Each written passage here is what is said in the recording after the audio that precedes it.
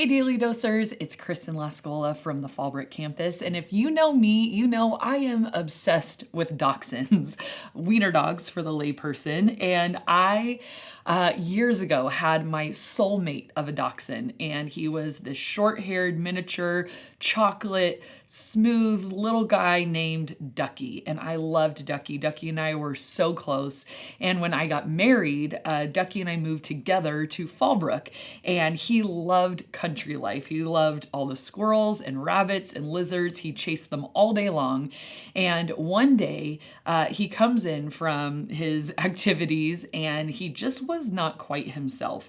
He was super lethargic, very unresponsive, and I knew right away something was wrong. And so my husband took him to the vet, and it seemed like years went by, and finally I hear the front door open and my husband comes in alone, and I was just undone. Like, how did this happen? Like, he was just playing and now he's gone? Like, what in the world?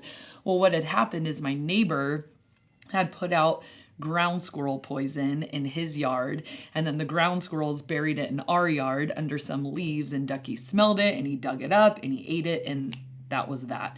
And my neighbor felt terrible, and he wanted to contribute in some way to try to make it right. And so we had a few options. Like, number one, I could make my neighbor pay for everything. Those vet bills were not cheap. Number two, I could just refuse to let him pay anything and take it on myself. Or we could do some kind of middle of the road where we both contribute something. But in any scenario, the cost of damage is borne by someone. Somebody has to take the cost of what happens. Somebody takes that impact upon themselves. It doesn't just vanish into thin air. It's not just magically repaired. Even if someone says, "I'm really sorry," it doesn't negate the damage. Someone's got to bear the cost of that. And that's exactly what forgiveness is. Forgiveness is bearing the cost of someone's misdeed yourself. And that's why forgiveness is so hard. And that's why forgiveness is so heavy, because not only do you have to incur the cost of what happened, the loss and the damage, but now you have this second layer of the suffering of forgiveness itself and the difficulty of having to forgive and move on. Dietrich Bonhoeffer wrote a book called The Cost of Discipleship. And he wrote it in 1937 when he had to go back to Germany to resist Hitler and the Nazi regime. And he said this about forgiveness. He said, "Forgiveness is the Christ-like suffering, which is the Christian's duty to bear." And Christ suffered greatly to accomplish our forgiveness.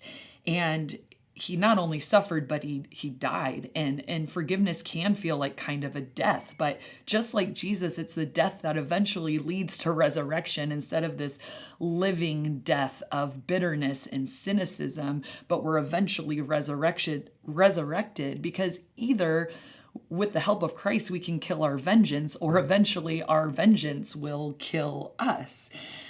Tim Keller in the book, The Reason for God, says that it is impossible to stay fully human and refuse forgiveness, because to be human is to be in relationship, and unforgiveness severs that. And in Genesis 3, we see that. We see that sin came, the enemy came to sever relationship between us and God and us and each other. And so when you and I refuse forgiveness, when we don't pursue peace and restoration, our goals are more aligned with the goals of the enemy than the goals of Jesus, because Jesus's goal was to restore relationship. That's the whole story of the Bible, restoring us back to God himself. Relationship is at the very core of our existence. We were created out of the power and out of the mystery of the Trinity, a relationship that has existed before time itself, and Jesus's goal was to bring us back to that. Ephesians 4:31-32 says, "Let all bitterness and wrath and anger and clamor and slander be put away from you, along with all malice. Be kind to one another, tender-hearted, forgiving one another, just as God in Christ forgave you."